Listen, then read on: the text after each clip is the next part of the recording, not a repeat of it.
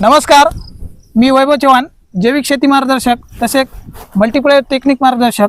आज आपण हिंगोली जिल्ह्यातील कळमदरी तालुक्यातील कळमकोंडा या गावात आलेले। कळमकोंडा गावामध्ये गजानन देशमुख यांच्या हळदीच्या प्लॉटवर आलेले। त्यांनी हळदीच्या प्लॉटला मल्टीप्लायर टेक्निक वापरलेली आहे। त्यांनी मल्टीप्लायर टेक्निक कशा पद्धतीने वापरली, त्याच्या माध्यमातून त्यांना काय रिझल्ट आला, याबद्दल आपण सविस्तर माहिती त्यांच्याकडूनच ऐकून घेऊ। नमस्कार भाऊ। नमस्कार। तुम्ही जी मल्टीप्लायर टेक्निक वापरली ती कशी वापरली आणि वापरल्यानंतर तुम्हाला काय रिझल्ट आला हे आम्हाला सविस्तर सांगा। मी सुरुवातीला समजा ड्रिचिंगमध्ये माझ्या 5 एकरमध्ये ठिबक असते।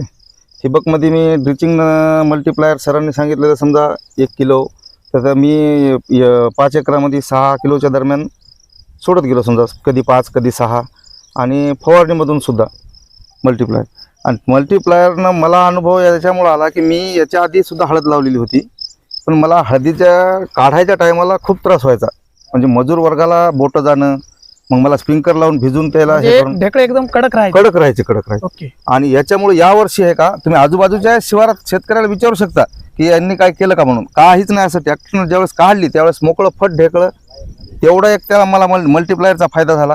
दुसरी गोष्ट, पांढऱ्या मुळ्याची वाढ भरपूर प्रमाणात, आणि माझी शेंग जी आहे ती तुम्ही समक्ष पाहू शकता। समजा की मला गेल्या वर्षीची शेंग आणि या शेंगात मला खूप फरक वाटला याच्यात।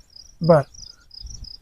आणि दुसरा एक तुम्ही म्हणत होते की बाबा शेवटी कापायचं जे तुम्ही, हा म्हणजे करप्याचं प्रमाण जे आहे का, करप्याचं प्रमाण तुम्ही आता हे पलीकडे एक शेती आहे, त्या शेतकऱ्याची हळद होती, इकडे बाजूला होती, त्याच्या याच्यावर सगळ्या शिवारात जे आजूबाजूचे शेतकरी होते यांच्या याच्यात करपा होता आणि माझ्या याच्यावर नव्हता। मला कापून घ्यावं लागले शेवटी काढायच्या टायमाला। अच्छा, हा बरोबर। म्हणजे त्याचा फायदा मला भरपूर प्रमाणात झाला। कापण्याचा थोडाफार त्रास झाला मान्य आहे, पण माझ्या याच्यावर करपा वगैरे असा अजिबात नव्हता। आणि तुम्ही आत्ताच म्हणले की मागच्या वर्षी माझी शेंग होती, तर मागच्या वर्षीचं शेंगाचं उत्पादन आणि आताचं उत्पादन याच्यात काही फरक जाणवला का तुम्हाला? खूप प्रमाणात। एक तर जाडी वाढली याची, आणि उत्पादनात वाढ झाली। बर। मल्टीप्लायर मुळेच वाढ झाली। आणि दुसरं काही सोडलंय नाही माझ्याकडे। तुम्ही खताचे बिलही दाखवू शकतो, असं काही नाही की कोणते काय सोडलेलं आहे, सगळं आहे ते। आणि तुमचे भरपूर प्रमाणात सोडल्यामुळेच मला याच्यात फायदा झाला। आणि दुसरी गोष्ट, तुम्ही जे म्हणजे मल्टीप्लायर वापरले, तर तुम्हाला मागच्या वर्षी किती हळद झाली आणि आता किती अपेक्षित होऊ शकते असं तुम्हाला वाटतं? आणि किती एकर आहे, तुम्ही किती एकर लावली? मिनिमम आता मी 5 एकर लावलेली आहे, तर माझं मिनिमम आहे की बाबा 130 ते 150 पर्यंत माझं टार्गेट जायला पाहिजे बेन ठेवून या वर्षी। बर। मला गेल्या वर्षी समजा 20-22चाच आवरेज झालता, आणि क्षेत्रफळ पण सुद्धा कमी होतं माझं। यावर्षी वाढवलं, पण तेवढी होते।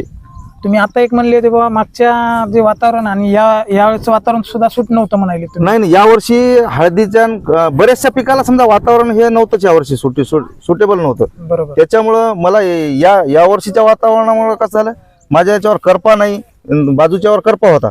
आणि रासायनिक पण असं सोडतो मी, पण कमी प्रमाणात। जे प्रमाण याचा मी एक अनुभव घेतला होता की माझं 1 वर्ष काय झालं, सोयाबीन पलीकडं कमी प्रमाणात होतं। बरं। ते 10 बॅग होत्या समृद्धी एकादरच्या, ते वाढल्याच नव्हत्या। आणि बरेचसे शेजारी पाजारी म्हणू लागले की बाबा तुम्ही हे कापून टाका, ठेवू नका। मग मी काय केलं, त्याच्यावर सरांकडून 2 किलो मल्टीप्लायर घेतलं आणि 2 किलो फवारलं। त्याच्यानंतर त्याच्यावर काहीच दुसरं काही असं हे केलं नाही। मला सोयाबीन कमीत कमी टोंगळा मांडी कापायचा, उतार कमी आला मला, पण कापायच्या लायकीचं समजा ते सोयाबीन तिथं झालं।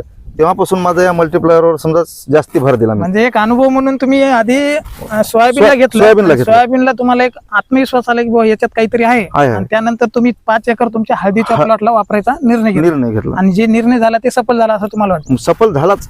मी तर म्हणतो की वापराव कोणी बी हे। आता मला एक सांगायचं, शेवटच्या टप्प्यामध्ये यालो आपण, की तुम्ही जे वापरले तर तुम्ही शेतकरी वर्गाला तुम्ही काय सांगू शकता बाबा, हे या तुमचा स्वतःचा अनुभव बाबा, तुम्ही शेतकरी वर्गाला वापरायचं की नाही, काय तुम्हाला काय वाटतं? मी तर म्हणतो कोणी बी जास्ती प्रमाण नाही समजा, पण थोड्याफार प्रमाणात वापरून पाहावं। वापरल्याच्या नंतर ते खुदच शेतकरी आहे का स्वतःच वापरणार, कारण याच्यामुळं तुमच्या शेतीचं नुकसान नाही, शेतीचा माल भुसभुशीत राहणार। म्हणजे जे आपण जे ढेकळं फिकळं हे उठायचे आहे का, हे प्रमाण कमी होणार, बुरशीचं प्रमाण सगळ्यात जास्ती कमी होणार। बरोबर। बुरशीचं प्रमाण, ज्या रानात बुरशी आहे का त्याच्यात मल्टीप्लायर वापरा, 100% कमी होणार। आता मी जे रान केलेलं समजा, हे जे रान आहे सगळं, या रानामध्ये बुरशीचं प्रमाण जास्ती आहे, कारण पावसाळ्यात इथं सगळं पाणी असते टोटल। बरोबर। आणि चिकट रान असले, काळीचं 40-45 फूट काळी असल्यामुळे चिकट रान आहे। पण यावर्षी मला असं जाणवलंच नाही की बाबा याच्यात आपला ढेकळं उठले आणि हे झालं म्हणून। आणि तुम्ही पाहू बी शकता. असं समजा की लई हे नाही, त्याच्यात काय मशागत केली नाही, काय नाही. म्हणजे तुम्ही समाधानी आहे सगळे? मी समाधानी आहे. आणि मी असं आपलं म्हणणं आहे की बाबा बाकीच्या नाही वापरावं, हे बरोबर. ते 100% फायदा होणार. आता तुमची कंपनी सांगो का, मीच तर सांगायलो, मला अनुभव आला म्हणून सांगायलो. बरोबर, धन्यवाद. बघा, देशमुख भाऊनं खूप सुंदर पद्धतीनं स्वतःचा अनुभव सांगितला. त्यांनी पहिल्यांदा कशासाठी घेतलं, त्याच्यानंतर त्यांनी किती एकरला वापरलं हे बी तुम्हाला सांगितलं.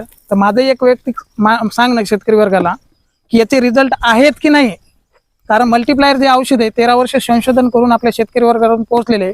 कारण हे औषध जेव्हा तुमच्या शेतामध्ये जाईल तर जमीन भुसभुशीत करते, पांढऱ्या मुळाची वाढ करते, जमिनीमध्ये सेंद्रिय कर्ब वाढवण्याचं काम करते. पिकाची जी उत्पादकता आहे नेहमीपेक्षा 1 ते 1.5 क्विंटलनं, नेहमीपेक्षा म्हणजे तिथं जर 5 क्विंटल होत असेल तिथं 7.5 पर्यंत उतारा जाऊ शकतो. एवढी ताकद त्या जमिनीला हे मल्टीप्लायर टेक्निक करतं. तर माझं एकच म्हणणं आहे, शेतकऱ्याला खरंच याचे रिझल्ट आहेत का हे स्वतः अनुभव घ्या. आधी 1 एकर 2 एकर वापरून बघा आणि नंतर खरंच याचे रिझल्ट आहेत की नाही हे बघून परत पुढे वापरायचे नाही, हे स्वतः निर्णय घ्या. धन्यवाद.